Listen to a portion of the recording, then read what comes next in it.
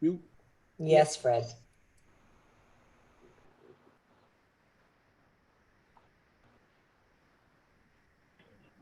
Carol, mute.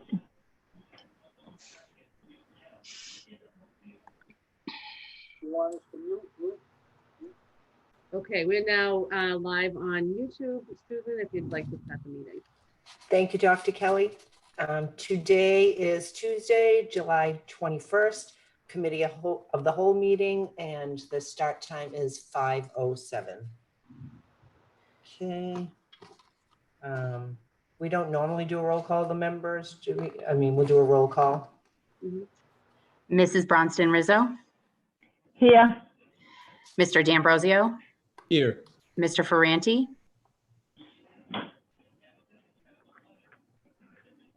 I'm sorry, here. Ms. Gravellisi, Here. Mr. Sinella, Here. Ms. Ty, Might be muted.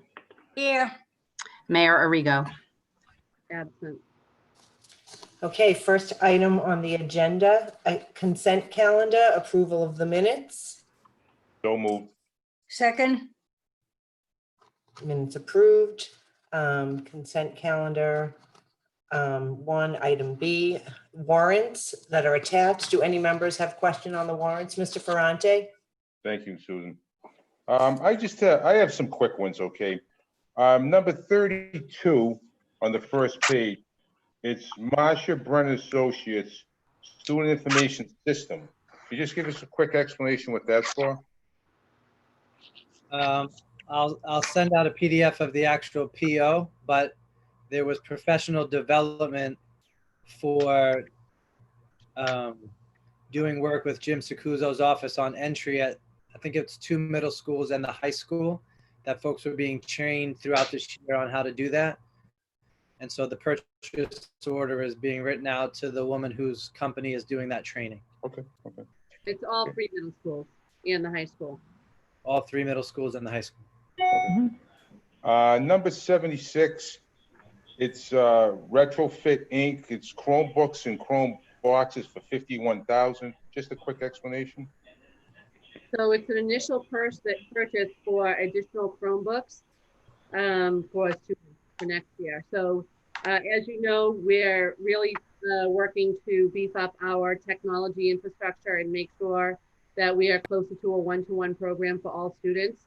So where we have funding available, and this is one of the line items through a technology piece, we are purchasing Chromebooks to move toward that one-to-one. Is that going to be for this year, Diane? This school year in September? Okay. Yep.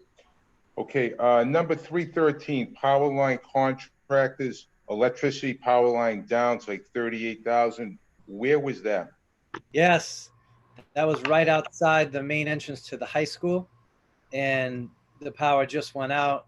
Carl had National Grid come down and check on it immediately. And so we did an emergency procurement to get that replaced. That was a crazy day in the offices, but the power to superintendents and some of the important hubs for our IT went down at that level. So I think it was within 24 hours they had come in, dug that up, and got that repaired. And that's when you'll remember, Michael, that we had the big outage at the high school. We had the generator. yeah. That wasn't bad, only took a day. But managed not to cancel school through it all. Right. Only one day wasn't bad considering National Grid. Yeah. Number 604, 605, probably some explanation, retro fit with Chromebooks. Yeah, Retrofit is the contractor that we use to get our Chromebooks. Okay. Same thing for this year too, right? Yeah. Okay, and my last one, Kruger International, 648, West Revere Library Wall. What happened there? So, and this is something that we had in the works for about a year and a half now, and finally got through to getting it done. And that was to build an additional classroom space inside of the West Revere Library. So it's like an open walled space, kind of like the rooms that we have at the high school learning commons. That could be used as an additional academic space. I don't know where we land with that in terms of COVID, but it was going to be another learning area for the Susan B. Anthony in particular. Be like a classroom, more or less? Yep. All right, thank you. Thanks, Susan.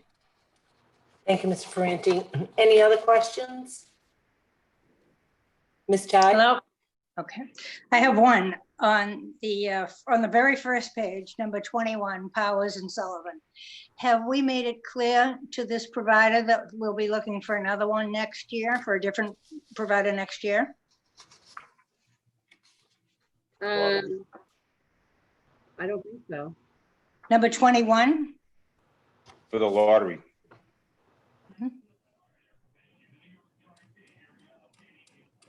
Can you say more about that, Carol? I'm not, It's for the lottery. The okay. company Yes. we hired for the lottery. Yeah. Right. And so we want to go with a different firm for next year? That's what I thought we had decided after we had a couple of incidents. That was the firm before this one. No, this year. Didn't it stick? They had a couple that stuck together, their cards. Yeah, all right. I just think we should be looking for someone else. So we did have, actually, so we had, the company that we had an issue with was not for this year's lottery. Right. It was actually 3 years Now ago. that's what it says. That's a different, Wasn't for this year? no. So Mm-mm. Powers and Sullivan we used this year. Let me explain what happened. So we did have the group that we had an issue with that Michael referenced where 2 cards were stuck together. And we I let know them that. go, and we hired a new firm that did the lottery not just this past lottery, the one before that. So Oh. the 2019 lottery they did, and that worked out well. We rehired them to do this year's lottery in 2020. They declined after COVID hit. They said that they did not want to send their staff in to do the lottery. And so we worked with the mayor's office to find another accounting firm. They identified Powers and Sullivan, and that's who we used this past spring. And there was not an issue on the sticking together and so forth. Mm-mm. No. Thank you. Thank you, Ms. Ty. Any other members have questions on the warrants? No, moving on. Next agenda item, food service financials, being none. Next, financial report update from Mr. Cruz on carry forward figures. Mr. Cruz? Yes, so just a simple verbal update on this. And in 7 to 10 business days, I should have the exact number. But we voted the budget last month. Part of what was required was augmenting revenues with a certain amount of carry forward. We set that at just above 7 million. And now that the fiscal year is almost closed out, the actual carry forward is trending closer to the $8 million figure, which is a good thing. It means we'll be clear of what we needed, and then we'll have some juice in there. That's mostly due to reduced spending triggered by COVID on a whole bunch of places that we just didn't have to spend money with the way that schools switched in mid-March. So we have been projecting around 7. It's trending closer to 8. There's a few purchase orders I still have to get liquidated at the municipal level, and we'll have an exact figure for that. I'll be able to give a detailed report on I'll do the final financial report for you to see in August, but wanted you to know now that that number is trending in a strong direction. So I'll just put, if I could, Michael, before you. Okay, good. So this is really good news for us. We worked really hard to make sure that we weren't spending where we didn't need to be in the last several months. We still don't know what our Chapter 70 number is, but as we've shared before, and I think that Stacy gave a report on this too from the school committee organization, we are hearing that there'll be a little bit of funding through SOA, and that coupled with the savings that we have in carry forward should help us really close some of the gaps that we are anticipating through COVID as we get into funding for the rest of the school year. So we have a number of communities in the Commonwealth who are laying off staff and going through exercises like that, we feel even more strongly that we're going to be able to avoid that despite the pandemic. That's great news. Mr. Ferrante? Yeah, thank you. Matt, I know it's like a long shot, but did they give us any idea when they're gonna finalize the numbers for us in the cities and towns with the Chapter 70 money? No, the primary place that I live in is the Massachusetts School Business Officials listserv and that world. And that's an echo effect downstream from state level decisions. So none of us have heard any definitive, here's when those final numbers will exist. Obviously, typically we'd have them by July 10th. And this is an atypical year. So we're just holding out.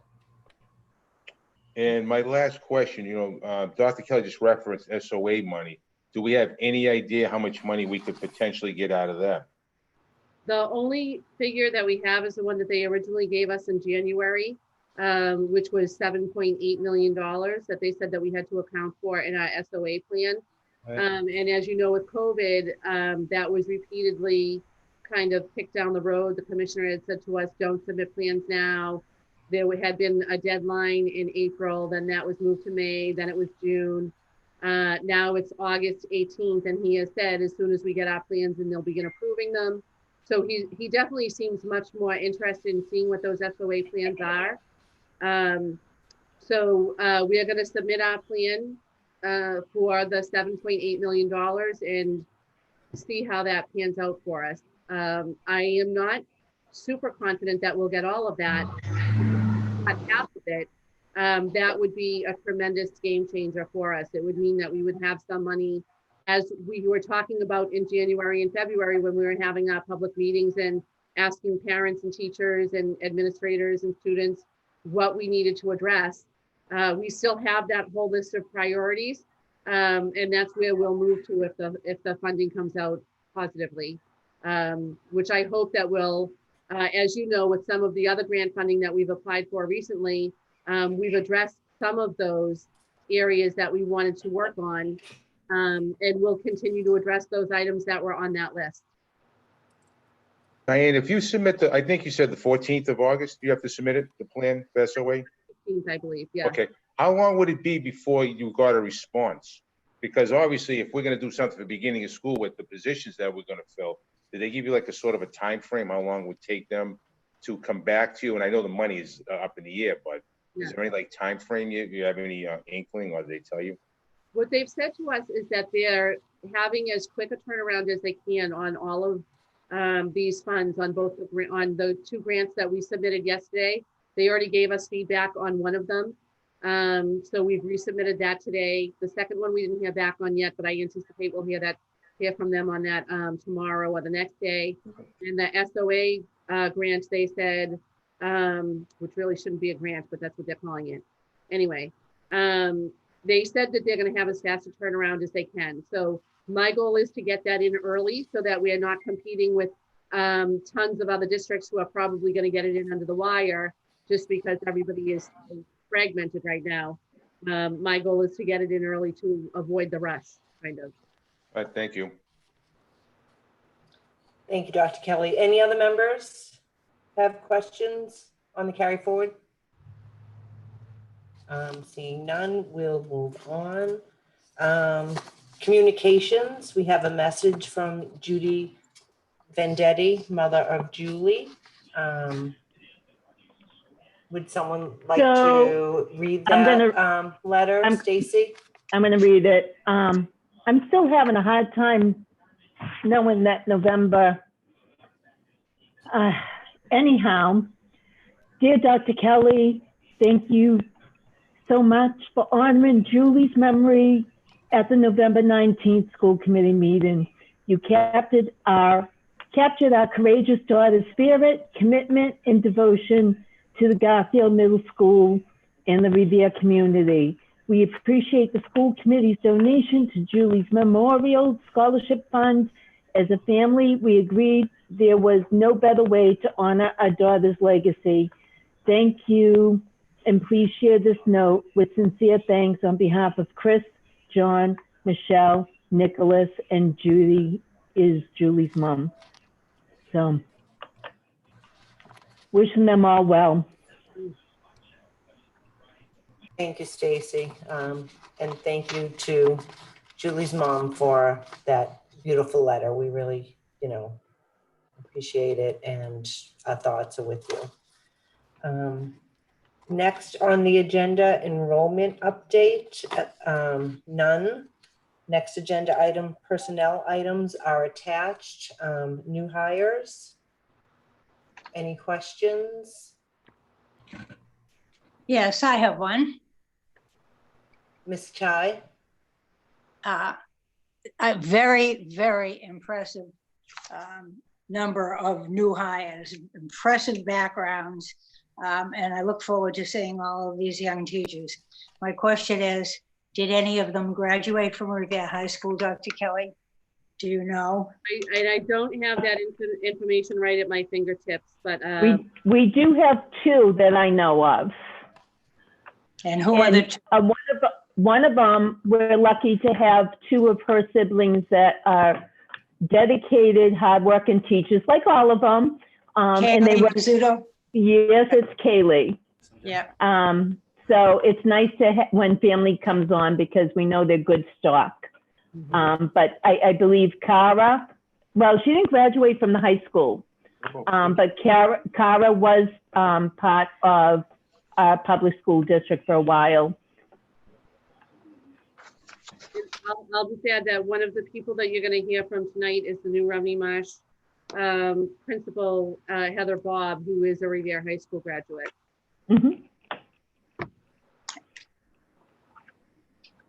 Thank you. Any other questions on new hires? Any questions on retirements, resignations, or terminations? Seeing none, we'll move on to the next agenda item, acceptance of donations and gifts. There are none. School field trips, none. Okay, that is it on the consent calendar. Agenda item number 2, update on the Harvard graduate students, fellows. Diane, if you could explain that for those that are watching that aren't aware of it. Yeah, sure. So I had shared with the committee a couple of months ago that that Harvard had given us a grant to have a graduate student fellow work with the district this year. And there was an extensive interview process, both for the district and for the candidates to find right matches. And we thought we had found a great one who had done a lot of work around community organization and family engagement. And we had hoped to bring her on board actually this summer to begin doing more of that work with. And unfortunately, due to COVID and some personal and family issues that she's dealing with in relation to COVID, she has decided not to pursue her internship this year. So unfortunately, that's going to be placed on hold. The Graduate School of Education did say that they're very much dedicated to working with Revere and felt like we had completed a vetting process. So they are going to give us a partner next school year. I did also tell them that if things were to change in the fall, such that they wanted to look at this candidate doing an off-semester internship, would be happy to work with them around making accommodations like that. So, but for now, we will not be having that partnership this coming fall. Thank you, Dr. Kelly. That is unfortunate, as we were all looking forward to that. Do any of the members have any questions on the Harvard Graduate Student Fellowship? No, seeing none, we'll move on. 5 district partner reopening plan consult, Barbara Kroc. Dr. Kelly? So this is just another item that I wanted to update you on. As you know, we have 6 teams that are working extensively on a reopening plan for their public schools. And they're focused particularly on our context and on the needs of our students and our staff and our families. But we are also trying to leverage our partnership with the 5 districts, Malden, Everett, Chelsea, Winthrop, and Revere. So we have contracted together. It was a very small amount of money, $2,000 per district. We've contracted with consultant Barbara Kroc, who is working on all of our plans and helping to identify areas in our plans that are similar so that we can highlight those pieces and leverage each other's expertise and kind of work together. One of the things that we are focused on is how our remote learning for students who can't come to school at all is going to work. And we're thinking that by aligning some of our efforts, we might be able to do some sharing of staff in that kind of a regard, if that's a possibility. So I just wanted to let you know that we are not working solely with ourselves within the district, but also working with our neighboring communities and trying to make sure that we have some consistency for families. We have a lot of teachers in Revere who live in Everett or live in Malden or live in Chelsea. And so by us aligning our plans, we might be able to work together to help our staff be more able to work with us as well in a hybrid model or whatever the case may be. So just wanted kind of an informational piece there. And then I have one other informational piece that I didn't actually put on the agenda, but we've also taken the opportunity to partner with Ariadne Planning Group, also out of Harvard, and the 1-8 organization, which you've heard of. We work with them in partnership already as an educational nonprofit, doing a whole lot of work around design models for reopening and how to function in hybrid environments and how to function in completely remote environments. In particular, the Susan B. Anthony, the Hill School, and the Beachmont are going to be pilot sites for their work. So we're getting advanced access to the tools that they're creating that give medical guidance and health and safety guidance. Right now, that's what they've been focused on. So our teams have access to all of their tools and are using those tools to inform the plans that they're putting together for the reopening of the Revere Public Schools in whatever way, shape, or form that might take. So that's been hugely helpful. It's just another partnership that we've made to make sure that we are staying on the cutting edge of leading research and what's appropriate and what we're able to do as we plan to try to come back together safely. Thank you, Dr. Kelly. Do any of the members have any questions on that? None. We'll move on to the next agenda item 4, update on generations. The partnership is on hold. Dr. Kelly. And this is another item that we talked about a couple of months ago that we were trying to figure out if there was a way that we could work with our through generations with our partnership with them. For those who don't know, our Generations Incorporated multi-generational grant or collaboration brought seniors into some of our elementary schools who worked either individually or in small groups with students to help bolster their reading abilities. And it's been a partnership that's been helpful to our students. But of course, because they are seniors who do that work, it's difficult for them to participate in any way in person because of their advanced risk for COVID. So Generations had already made the decision that their employees or their members were not going to be coming into schools this fall. And we did talk about several different design elements that we might be able to engage with them in. We talked about maybe them doing some remote reading practice with students. And we just weren't able to find a way to make that work well at this time. We thought it would be one additional piece that might be difficult for administrators and teachers to try to figure out how to implement with everything else being so chaotic at this time. But we did, again, tell them that we would talk to them again a little bit later into the fall, at the end of October or the beginning of November, and see where we are and see if it's possible that we could have a partnership at that point, or if when we're a little more settled into whatever routine we find for ourselves, if then it's a time to add them on and bring that work to students. Thank you, Dr. Kelly. Any members have any questions on the Generations No, just, it would be nice if we could find some way, because I know they have been very, very helpful to many of the teachers. And many of the children, of course, love them. So it would be nice if we could continue, but we have so many problems now. Whatever happens, happens.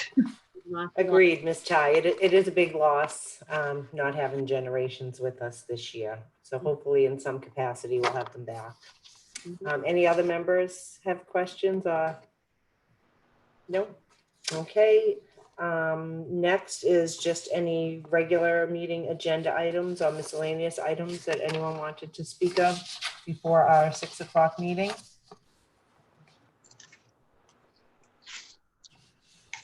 No, we all seem good on that. Oh, Susan, Ms. Rizzo? is that the last item? Yes. Okay, just, I had asked for 2 names to be brought up at MASC president-elect, and just to do like a quick synopsis of what I'm asking is the Springfield, the president-elect for MASC has decided to run for state rep in the Springfield area. And really, it looks like a very good chance of her getting that position. So at this point, that is going to be an opening at MASC, and not that, you know, many of us pay attention to those things, but unfortunately, due to their bylaws and their policies, if anyone is interested in running for those positions, they have to get the approval of 5 school districts to give their support. So 2 people have reached out to me, and I did tell them I would bring it forward at our meeting. So just to give a quick synopsis, and I won't have to explain it on the floor. So Thank you, just a Ms. Rizzo. question.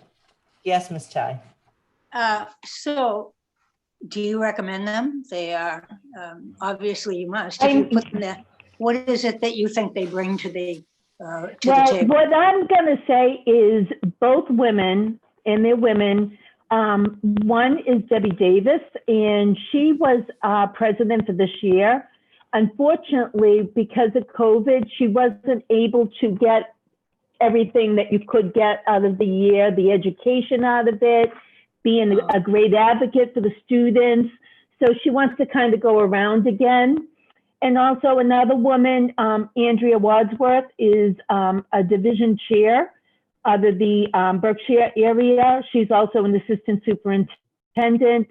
And both of these women, and I've heard a few different names, but these are the only 2 that reached out to me. And both of them are very well qualified to be in this position. So my suggestion is to put both names forward and let the people at the delegate assembly decide. I myself have a personal and working relationship with both. So I personally don't want to say one over the other because they're both extremely good. I mean, their advocacy is phenomenal. They've taught me so much. So, and the bylaws allow that it does not have to be one name only. So I am going to ask this group if we could put both names forward and then let those people decide in November. Makes sense. Mm-hmm. Thank you, Ms. Rizzo. No problem. Any other members have any questions about the motion? Seeing none. Any other questions about the regular meeting agenda items? Seeing none. Yes, Mr. Ferrante. This has nothing to do with us, but on Monday's meeting, are we doing it Zoom or are we doing it live in the council chambers? You could go either. Either? You can Okay. you can attend or you can do it on Zoom. Okay. Yeah, there'll be access and availability for either in person or virtually. Mm-hmm. Mr. Mayor, they doing it right at 3 o'clock or is it on the agenda? I'm not sure what time is it at 3 o'clock? Well, that's what they told us. I don't know if that Yeah, starts so- it. Yeah, we were Diane told said 3. 3. And Okay. I think it's going to be, I'm sure it's been posted or it will be posted. It will be a public meeting, a joint meeting of the 2 two bodies, the city council and the school committee. Okay, thank you. Thank you, Mr. Mayor. Any other members have any questions on the regular meeting agenda?